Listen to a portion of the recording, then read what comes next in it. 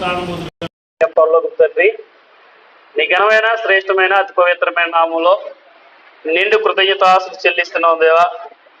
మరలా నీ కుమారుని యొక్క పునరుద్ధాన దినమందు, ఈ వారం ప్రారంభ దినమందు తండ్రి, నీ సన్నిధిలో నీ బిడ్డలైన వారందరూ తండ్రి కుటుంబాలుగా నైనా నీ మందిరానికి నైనా మీరు క్షేమంగా తోడుకొచ్చిన విధానాన్ని బట్టి నీకు వందనాలు స్తోత్రాలు చెల్లించుకుంటూ తండ్రి, మా జీవితంలో తండ్రి మీరు ఏ విధంగా జీవించాలని నేను కోరుకుంటున్నారో తండ్రి, అలాంటి కోరికను తండ్రి మా జీవితంలో నెరవేర్చడానికి, నీ యొక్క కోరికను నేను మీరు తెలుసుకోవడానికి నీ మందిరానికి చేరువచ్చిన మా అందరితో తండ్రి మీరే మాతో మాట్లాడి మమ్మల్ని మరింతగా బలపరచమని, నేను వాక్యంలో స్థిరపరచమని, నీ కుమారుని రాకడలో ఎత్తబడులాగున తండ్రి మా ఆధ్యాత్మిక జీవితాలను మీరే సరిచేయమని సన్నిధిలో ప్రాధేయపడుతూ, అల్పులము అయోగ్యులము తండ్రి మీ రాజ్య నివాసులుగా చేసిన విధానాన్ని బట్టి నిండు కృతజ్ఞతాస్తులు చెల్లిస్తూ, ప్రతి ఒక్కరికి వినబుద్ధిని గ్రహించగలిగే మనసును, నీ లేఖనాలను తండ్రి చూచే నేత్రాలను తండ్రి ప్రతి ఒక్కరికి నీ దయచేయమని,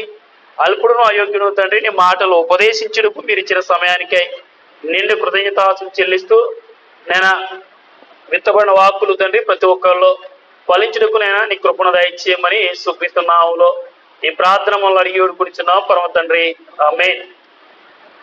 ఇది నాన్న ఇటు రీతిగా దేవుని వాక్యాన్ని తెలియజేయడానికి ముందుగా ఈ అవకాశాన్ని దయచేసిన తండ్రి అయిన దేవునికి నిండు కృతజ్ఞతాస్తులు చెల్లిస్తూ, దేవుని సన్నిధికి చేరొచ్చిన మీ అందరికీ నా నిండు వందనాలు తెలియజేస్తూ, ఈ దినమునకే ఏర్పాటు చేయబడిన ప్రసంగం ఐక్యతలో దాగి ఉన్న దేవుని ఆశీర్వాదము. మనం ఈ పాఠానికి పెట్టుకున్న ప్రసంగ టైటిల్ ఏంటంటే ఐక్యతలో దాగి ఉన్న దేవుని ఆశీర్వాదము.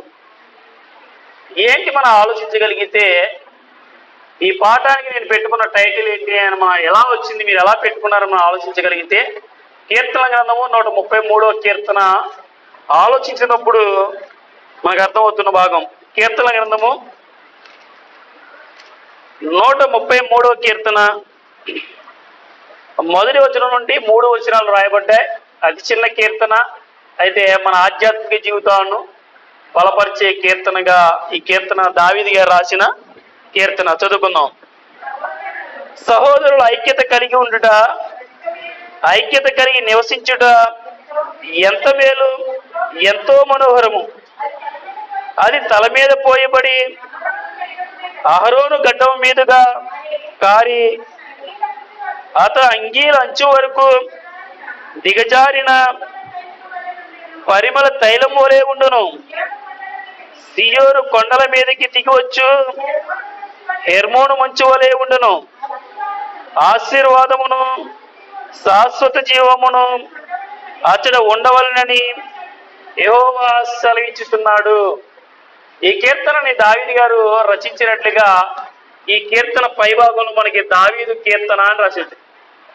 అయితే ఏ కీర్తన అంటే దావీదు గారి కీర్తన గ్రంథంలో మనకి 150 కీర్తనలు మనకి కనబడుతూ ఉంటాయి. ఈ 153 కీర్తనలో 73 కీర్తనలు, సుమారు 150 కీర్తనలు అయితే 73 కీర్తనలు దావీదు గారే రచించినట్లుగా మనకి కనబడుతూ ఉంటాయి.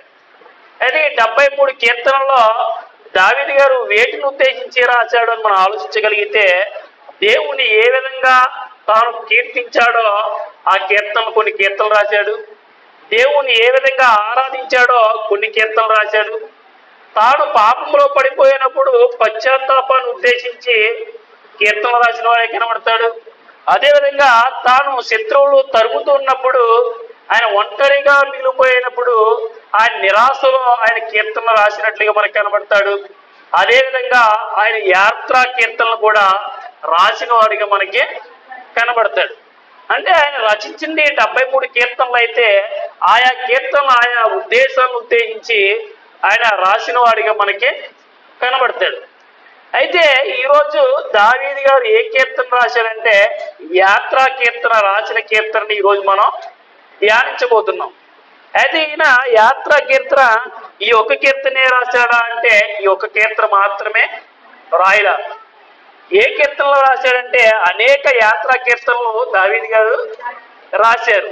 ఏ కీర్తన మనం ఆలోచించగలిగితే కీర్తన గ్రంథంలో 108వ కీర్తన, 110వ కీర్తన, 120వ కీర్తన, 121, 122, 123, 124, 125, అదేవిధంగా 127, 128, 129, 130, 131, 132, 133 కీర్తనలో ఆయన యాత్రా కీర్తనలుగా రచించాడు.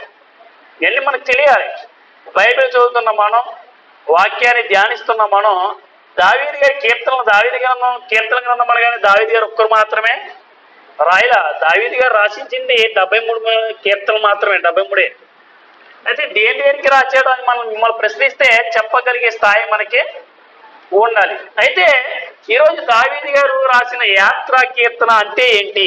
ముందుగా యాత్రా కీర్తన అంటే ఏంటి మనకి తెలిసి ఉండాలి. యాత్రా కీర్తన అంటే ఇశ్రాయేల్ జీవితాలు మనం ఆలోచిస్తున్నప్పుడు, ఇశ్రాయేల్ కానాను దేశంలో ప్రవేశించిన తర్వాత 12 గోత్రాల ప్రజలకి దేవుడు 12 గోత్రాల ప్రజలకి భూభాగాన్ని పంచిపెట్టి, ఆయా గోత్రాల వారు వాళ్ళకి ఇవ్వబడిన భూభాగాల వారు నివసిస్తున్నారు. నివసిస్తూ దేవుడు వారికి పండుగలను ఏర్పాటు చేశాడు.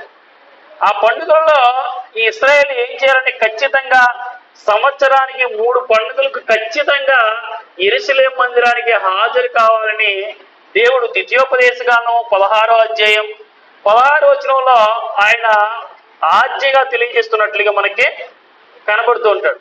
ఏటికి ముమ్మారు మీ పురుషులందరూ ఖచ్చితంగా యెరూషలేము మందిరానికి రావాలని ఆజ్ఞ ఇచ్చినట్లుగా మనకి కనబడుతుంది.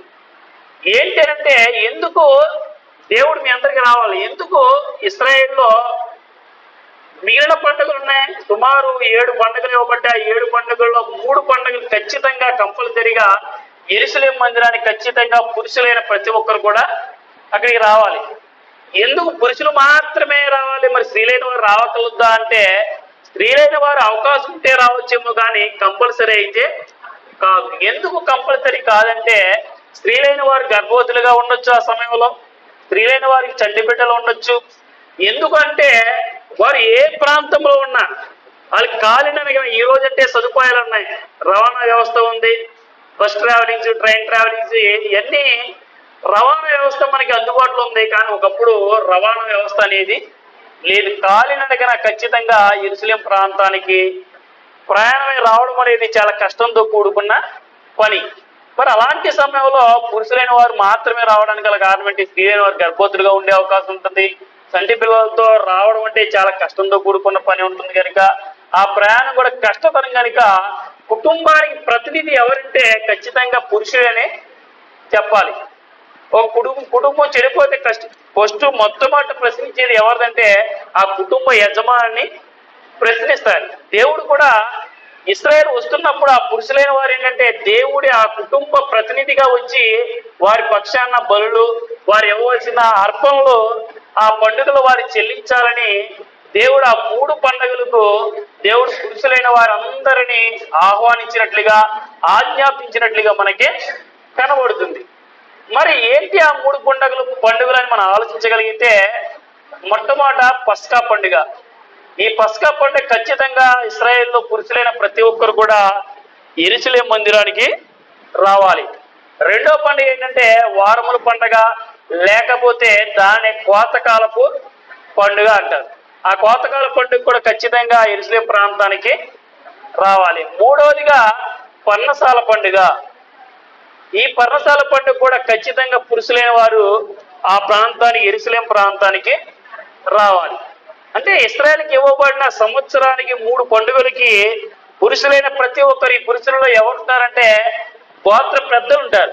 గతవుతున్నా ప్రతి గోత్రానికి ఆ గోత్రానికి ఒక పెద్దలైన ఉంటారు. మీ బైబిల్ గ్రంథాన్ని చదువుతున్నప్పుడు ఈ గోత్రానికి, లేవి గోత్రానికి, మనష్షే గోత్రానికి ఈయన పెద్ద, రూబేను గోత్రానికి ఈయన పెద్ద అని మనకు కనబడుతూ ఉంటాయి. అంటే గోత్ర పెద్దలైనా, ఆ గోత్రాల్లో నాయకులుగా ఉన్నవారైనా, ఇంకా ఆ గోత్రంలో పేరు మోసిన వారు ఎవరైనా కానివచ్చు, ప్రతి ఒక్కరు సంవత్సరానికి 3 పండుగలకి ఖచ్చితంగా వారు రావాలి. ఇలా ఆయా పట్టణాల్లో ఉండి, ఆయా గ్రామాల్లో ఉండి ఖచ్చితంగా దేవుడు ఏర్పాటు చేసిన నియామక పండుగలకు మీరు వస్తున్నప్పుడు ఏం చేస్తూ ఉంటారంటే, ఈ దావీదు గారు రచించిన ఇంతవరకు ఎన్నో కీర్తనలు రాశాడు. ఆ కీర్తనలో కొన్ని కీర్తనలు పాడుకుంటూ వారు యెరూషలేము మందిరానికి వస్తున్నట్లుగా మనం అర్థం చేసుకోవాలి. అందుకే ఇక్కడ రాస్తూ దావీదు గారు ఇది యాత్రా కీర్తన అని రచిస్తున్నాడు. అయితే ఈ యాత్రా కీర్తనలో ఈ కీర్తన దేన్ని ఉద్దేశించి రాశాడంటే ఐక్యతను ఉద్దేశించి రాశాడు. అందుకే ఈ ఐక్యతను ఉద్దేశించి రచించాడు కనుక ఈ కీర్తనను నేను పెట్టుకున్న టైటిల్ ఏంటంటే ఐక్యతలో దాగి ఉన్న దేవుని ఆశీర్వాదము అని మాట్లాడుకుంటున్నాం. ఏంటి ఈ కీర్తనలో దావీదు గారు ఏం రాశాడో ఇప్పుడు మన కీర్తనలో వెళ్ళి మనం ఆలోచిద్దాం. ఇంతవరకు మనం ఏం ఆలోచించామంటే ఈ కీర్తన ఎవరు రాశారు, ఈ కీర్తన రాయడానికి గల కారణం ఏంటని ఇంతవరకు నేపథ్యాన్ని మనం ఆలోచించాం. ఇప్పుడు మన కీర్తనలో ఏం రచించాడో మన కీర్తనలోకి వెళ్ళి మనం ఆలోచిద్దాం. ఏంటో మనం ఆలోచించగలిగితే కీర్తన గ్రంథము 133 కీర్తన మొదటి వచ్చిన భాగాన్ని ఆలోచిద్దాం. సహోదరులు ఐక్యత కలిగి నివసించుట ఎంత మేలు, ఎంత మనోహరము. మనం ఆలోచించగలిగితే ఈ కీర్తనలో రచిస్తున్న దావీదు గారి గురించి మనం ఆలోచించగలిగితే దావీదు గారు తన జీవిత కాలంలో ఎన్నో యుద్ధాలు చేశాడు. దావీదు గారు ఎన్ని చేశాడంట? ఎన్నో యుద్ధాలు చేశాడు.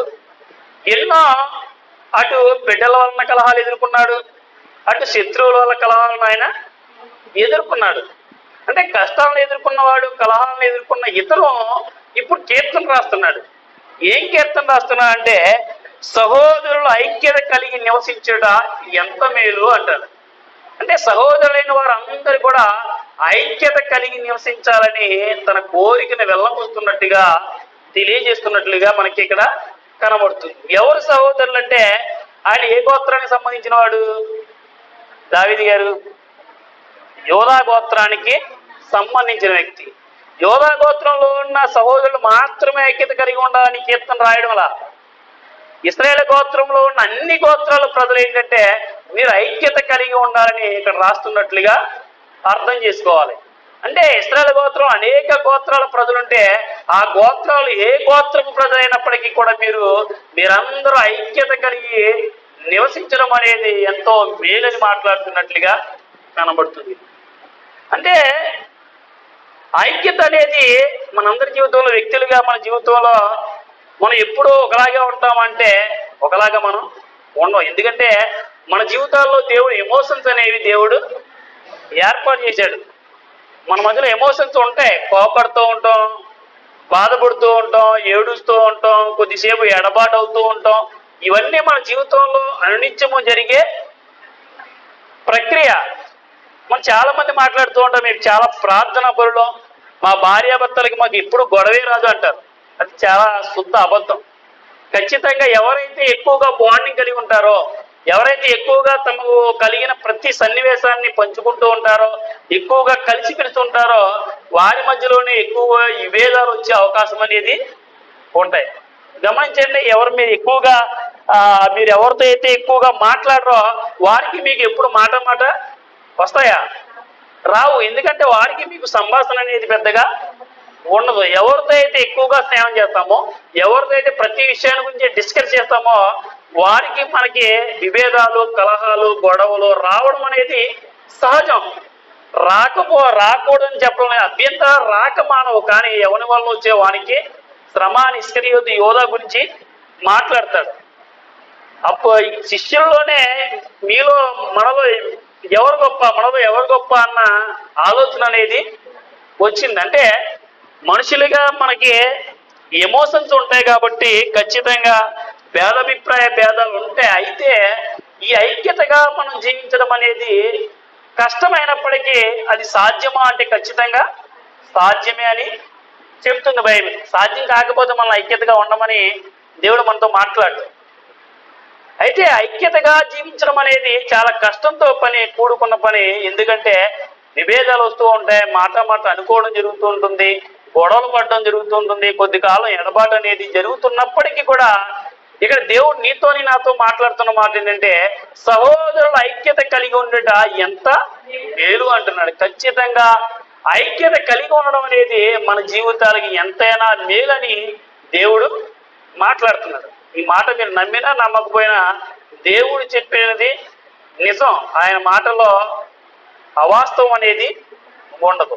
ఈరోజు అనేక కుటుంబాలు చీలిపోవడానికి గల కారణం, అనేక కుటుంబాల్లో కలహాలకు రావడం కారణం, ఈరోజు సంఘాల్లో విభేదాలకు రావడానికి గల కారణం ఏంటంటే మనలో ఐక్యత లోపించడం వల్లనే మన సంఘాల్లో చీలికలు వస్తున్నాయి, కుటుంబాల్లో గొడవలు వస్తున్నాయి, మన సహోదరుల రక్త సంబంధికుల మధ్య విభేదాలు అనేవి వస్తున్నాయి. కారణం ఏంటంటే ఐక్యత లోపించడమే అంతటికే కారణం. మరి ఎలా అంటే ఈ ఐక్యత కోల్పోకుండా ఉండాలంటే ఖచ్చితంగా మనలో ప్రేమ అనేది మన జీవితంలో ఉండాలి. ప్రేమ అనేది ఉంటే ఖచ్చితంగా ఐక్యత సాధ్యమయ్యే అవకాశం అనేది ఉండదు. ప్రేమ కలిగినప్పుడు ఆ కాసేపు కోపడినా ఖచ్చితంగా మరొకసారి ఆ వ్యక్తిని ప్రేమించాలన్న ఆలోచన అనేది వస్తుంది. క్షమాపణ అనేది మన జీవితంలో ఉండాలి. నేను ఎవరిని క్షమించను అంటారు, అది శుద్ధ తప్పు. అది నువ్వు మిస్టర్ పర్ఫెక్ట్ అయినా, నువ్వు మిస్టర్ పర్ఫెక్ట్ నీకులా అనిపించినా మన దేవుని దృష్టిలో మనం ఎవ్వరు కూడా మిస్టర్ పర్ఫెక్ట్ అయితే కాదు. మరి నేను మిస్టర్ పర్ఫెక్ట్ కానప్పుడు దేవుడే మనల్ని క్షమిస్తున్నప్పుడు ఆ క్షమాపణ బట్టి, ఆయన ఎత్తు పొందుకున్న క్షమాపణ బట్టి దేవుడు నిన్నేమన్నంటే నేను మిమ్మల్ని క్షమించి ఉన్న ప్రకారం మీరు మీ సహోదరుని మీరు క్షమించుడని దేవుడే మాట్లాడుతున్నట్లుగా కనబడుతుంది. అంటే దేవుడు నువ్వు ఎంత పాపిష్టమైనా, నువ్వు ఎలాంటి వాడమైనా దేవుడు నిన్ను ప్రేమించి నన్ను ప్రేమించి ఆయన క్షమిస్తున్నప్పుడు మనం సహోదరులు మన ఎడల తప్పిదం చేసినప్పుడు ఖచ్చితంగా మనం వారిని క్షమించే విధంగా మనం ఉన్నప్పుడు ఖచ్చితంగా ఐక్యతను మనం సాధించే వారిగా ఉంటాం. కానీ మన జీవితంలో ఐక్యత లేదు. ఐక్యతను కోల్పోతున్నాం కాబట్టి గొడవలు ఎక్కువైపోతున్నాయి. ఐక్యత కోల్పోతున్నాం కానీ ఎడబాటు అనేది జరుగుతుంది. కానీ ఒక సంఘం బాగుండాలన్నా, ఒక కుటుంబం బాగుండాలన్నా మనం ఏం చేయాలంటే ఐక్యతను సంపాదించడానికి సాధ్యమైతే శక్యమైతే అందరితో సమాధానముగా ఉండుడి. సైక్యమైతే అంటే అందరితో కొంతమంది సమాధానం పడదామన్నా కొంతమంది సమాధానం పడడానికి ఇష్టపడరు. అయితే ఇక్కడ బైబిల్లో మాట్లాడే సఖ్యమైతే అందరితో సమాధానముగా ఉండేందుకు ప్రయత్నపరుడి అంటాడు. ప్రయాసపడి ప్రేమ కలిగి ఉండేందుకు ప్రయాసపరుడి అంటాడు పౌలు గారు. ప్రయాసపడటం అనేది కష్టంతో కూడుకున్న పని. ప్రేమ కలిగి ఉండడానికి ప్రయాసపడటం అనేది, పని చేయడానికి ప్రయాసపడటం అంటే దానికి అర్థం ఉంది. పని చేయాలంటే బరువులు ఎత్తాలని ఏం చేయాలంటే ఏంటి, ప్రయాసతో కూడుకున్నామని.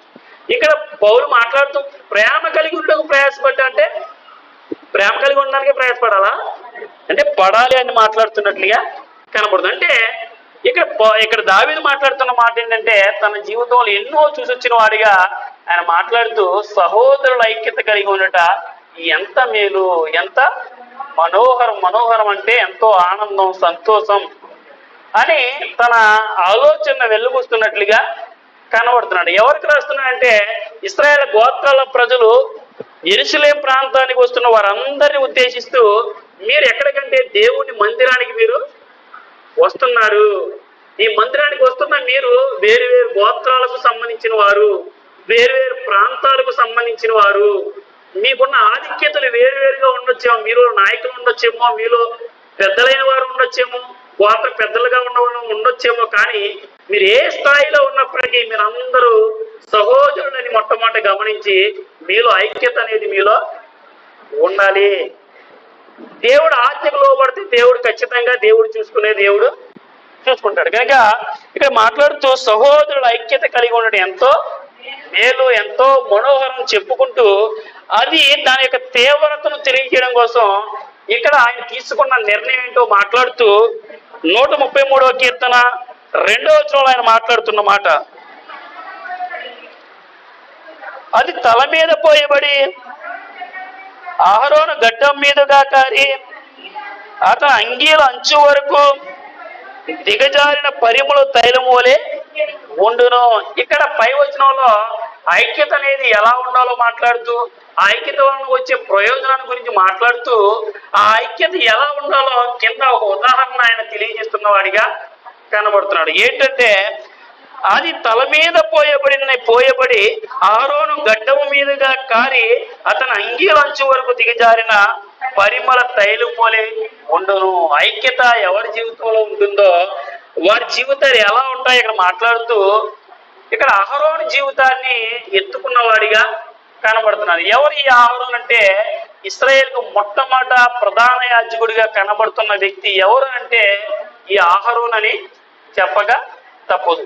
ఈ అహరోను వేసుకున్న వస్త్రాలు కూడా మనలాంటి వస్త్రాలు ఆయన ధరించడానికి ఎపోతును ధరించేవాడుగా ఉండండి. యాజకుడు వేసుకున్న వస్త్రాలు వేరుగా ఉంటాయి. అలాంటి వస్త్రాలు ధరించుకొని ఉన్న అతని మీద ఏం జరిగిందో మాట్లాడుతూ తల మీద పోయబడిన అహరోను గడ్డం మీదుగా కారి అతని అంగీలంచుల వరకు కారి.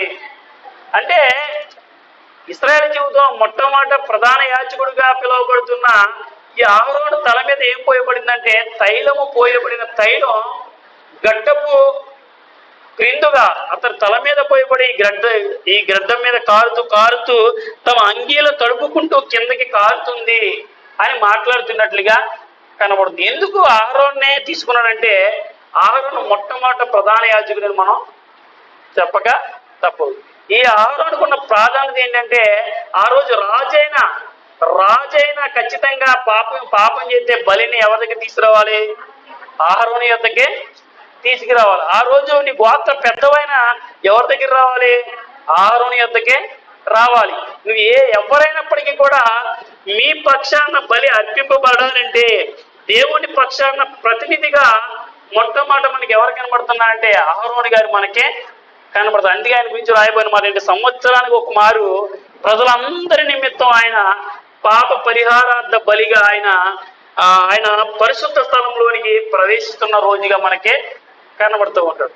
అంటే అంత ప్రాధాన్యత అంటే ఇశ్రాయేలు అందరిలో ఒక ప్రముఖమైన వ్యక్తిగా అహరోను ఒక ప్రముఖుడిగా మనకే కనబడుతున్నాడు. అలాంటి ప్రముఖుడైన అహరోను తల మీద పోయబడిన తైలం అంట. ఆ తైలం ఎలాంటి తైలం అంటే చాలా ఖరీదైన తైలం. ఆ తైలం పరిమళ తైలం. ఆ తైలం ఎక్కడ పడితే ఎక్కడ దొరకదు. ఆ తైలాన్ని తయారు చేయడానికి కూడా ఒక వ్యక్తిని దేవుడు నియమించినట్లుగా మనకే కనబడదు. అతన్ని ఏమంటాడంటే సుగంధ ద్రవ్య మేళకుడు అని మాట్లాడుతూ ఉంటాడు బైబిల్లో. సుగంధ ద్రవ్య మేళకుడు. అతడు ఏ పాల్లో ఏది తీసుకోవాలో వాటిని వాడి ఆ సుగంధ తైలాన్ని తయారు చేయాలన్నది అతనికి ఇవ్వబడిన పని. అంత విలువైనది, అంత పరిమళమైనది, అంత ప్రత్యేకమైన తైలం ఎవరికి ఇక్కడ వాడుతున్నారంటే ప్రధాన యాజకుడైన అహరోనికి మీదకి వాడుతున్నారు. మన పాత నిబంధన గ్రంథాన్ని మనం పరిశీలించగలిగితే ఎవరికి తైలాభిషేకం జరిగిందని అంటే మొట్టమొదట యాజకులకి, ప్రధాన యాజకులకి తైలాభిషేకం చేసి వారిని ఎన్నుకున్నట్లుగా అభిషేకించినట్లుగా మనకి కనబడుతుంది. రెండవదిగా ఇశ్రాయేలు యొక్క రాజుని ఎన్నుకోవాలంటే ఆ రాజును కూడా ఒక ప్రవక్త అభిషేకించి అతను రాజుగా చేయాలి. మూడవదిగా ఒక ప్రవక్త మరొక ప్రవక్తని అభిషేకించడానికి తైలాన్ని వాడినట్లుగా మనకి కనబడుతుంది. ఈరోజు బైబిల్ ఇచ్చిన మోడల్ వేరు, ఈరోజు మోడల్ వేరు. మీరు మేము బైబిల్ స్త్రీలని రకరకాలుగా మాట్లాడుతూ ఉంటారు. బైబిల్ స్త్రీలు ప్రత్యేకంగా లేరు బైబిల్లో. గతమైన తైలాభిషేకం చేయాలంటే పాత నిబంధనలు ఈ ముగ్గురికి మాత్రమే అభిషేకం అనేది జరిగేది. కొత్త నిబంధనకు వచ్చేసరికి ఏంటంటే మన బాప్టిస కార్యక్రమం ద్వారా ఎవరైతే బాప్టిజం తీసుకున్నారో వారందరూ కూడా దేవుని చేత అంటే పరిశుద్ధాత్మ చేత మనందరం కూడా అభిషేకింపబడ్డాం. ఇప్పుడు మరొకసారి నీకు ప్రత్యేకంగా తైలం వేసి అభిషేకించవలసిన అవసరత లేదు. ఎప్పుడైతే నువ్వు బాప్టిజం తీసుకున్నావో పరిశుద్ధాత్ముడే నీ మీదకి వచ్చాడు. అంటే దేవుడే నిన్ను అభిషేకిస్తున్నాడు. మరొక వ్యక్తి వచ్చి నిన్ను అభిషేకించాలన్న అథారిటీ ఇక్కడ లేదు. కనుక మాట్లాడుతూ అలాంటి ఆధిక్యతను కలిగిన అహరోను తల మీద ఒక ప్రత్యేకమైన తైలం అతని తల మీద పోయబడిందంట. ఆ తైలం ఎలా కారుతుందంటే తల మీద పోయబడిన తైలం అంచుల వరకు తడుపుతుందంటే అది సంపూర్ణతను సూచిస్తున్నట్లుగా మనం గమనించాలి. అంటే సంపూర్ణంగా అతని తల మీద పోయబడింది అంటే సహోదరుల ఐక్యత కలిగి ఉండడం అనేది అది సంపూర్ణమైన ఆనందానికి సాదృశ్యంగా ఉంటుందని ఇక్కడ అహరోను జీవితాన్ని ఉదాహరిస్తున్నట్లుగా కనబడుతుంది. ఏ సంఘం అయితే, ఏ కుటుంబం అయితే ఐక్యత కలిగి ఉంటుందో ఆ కుటుంబం సమాజంలో ఒక ప్రత్యేకమైన గుర్తింపుని కలిగి ఉంటుంది. ఏ సంఘం అయితే ఐక్యతను కలిగి ఉంటుందో ఆ సంఘంలో ఎనలేని ఆనందం అనేది ఉంటుందా? ఏ సంఘం అయితే ఐక్యతను కోల్పోతుందో ఆ సంఘంలో సఖ్యత ఆనందం అనేది కోల్పోతుంది. ఇక్కడ మాట్లాడుతూ ఆరోను తైలం గురించి ప్రత్యేకంగా చెప్పడానికి గల కారణం ఏంటంటే ఆ తైలం అనేది ప్రత్యేకమైనది, ఖరీదైనది, పరిశుద్ధమైనది. సంఘం కూడా ఒక ఖరీదైన సంఘంగా, ఒక విలువైన సంఘంగా సమాజానికి కనబడాలంటే మనలో ఐక్యతను మనం కలిగి ఉండాలని ఇక్కడ మాట్లాడుతున్నట్లుగా కనబడుతుంది. ఇంకా మాట్లాడుతూ 3వ వచనంలో మరొక ఉదాహరణని దావీదు గారు తీసుకున్నవాడిగా కనబడతాడు. సియోను కొండల మీదకి దిగవచ్చు, హెర్మోను మంచు వలె ఉండును. ఇక్కడ మరో ఐక్యతను బలపరచడం కొరకు, ఐక్యత యొక్క గొప్పతనాన్ని తెలియజేయడం కొరకు మరొక ఉదాహరణ తీసుకున్నాడు. అది ఏంటంటే సియోను కొండల మీదకి దిగవచ్చు అంటాడు. అంటే సియోను ప్రాంతం చుట్టూ, ఆ సియోను పట్టణం చుట్టూ కొండలు అనేవి ఉన్నాయి. ఆ కొండల మీదకి మంచు దిగి వస్తున్నట్లుగా మాట్లాడుతున్నాడు. ఎక్కడి నుంచి వస్తుందంటే హెర్మోను కొండ వలె సియోను కొండల మీదకి దిగవచ్చు, హెర్మోను మంచు వలె ఉండును. అంటే హెర్మోను కొండ మీద నుండి వచ్చు మంచు అది ఎక్కడికి వస్తుందంటే సియోను పర్వతాలు, సియోను చుట్టూ ఉన్న పర్వతాల మీదకి వస్తుంది. అంటే హెర్మోను కొండ అనేది 900 దాని యొక్క ఎత్తు గురించి మాట్లాడుతూ 9,232 అడుగుల ఎత్తు కలదంట. హెర్మోను కొండ ఎంత ఎత్తు కలది అంటే సియోను పర్వతం, ఆ యెరూషలేం చుట్టూ ఉన్న ఆ పర్వతాలు కంటే ఎత్తైన ప్రాంతంలో ఉన్నదే హెర్మోను కొండ.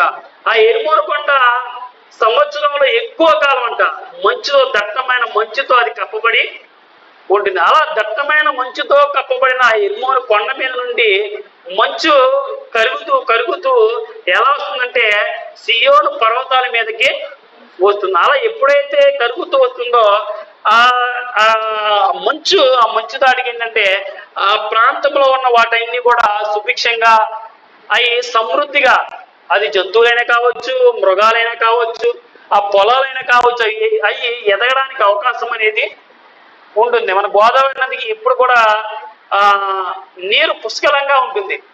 ఎక్కడో ప్రారంభమైన నీరు ఎక్కడికి కాలువల గుండా, నదుల గుండా ప్రయాణిస్తూ మనకి ఎప్పుడు కూడా ఎంతమంది కరువు ఉన్నప్పటికీ కూడా ఈ పశ్చిమ జిల్లాల్లో నీటి సమృద్ధి ఎక్కువగా ఉంటుంది. అంటే ఈ హెర్మోను కొండ ఎత్తైన ప్రదేశంలో ఉండడం వల్ల, ఆ ఎత్తైన ప్రదేశంలో ఉన్న కొండ మీద ఎప్పుడూ మంచు ఉండడం వల్ల ఆ తెల్లని ఆ మంచు కరిగి ఆ సియోను పర్వతం మీదకి వచ్చినట్లుగా అలా ఉంటుందని ఐక్యత గురించి మాట్లాడుతున్నట్లుగా కనబడుతుంది. అంటే ఏ కుటుంబం అయితే, ఏ సమూహం అయితే ఐక్యత కలిగి ఉంటుందో ఆ ఐక్యత వారితోనే ఉందో, ఆ ఐక్యత వారితో ఉన్న ప్రతి ఒక్కరి మీదకి వ్యాపిస్తుంది అని ఇక్కడ మాట్లాడుతున్నట్లుగా కనబడుతుంది.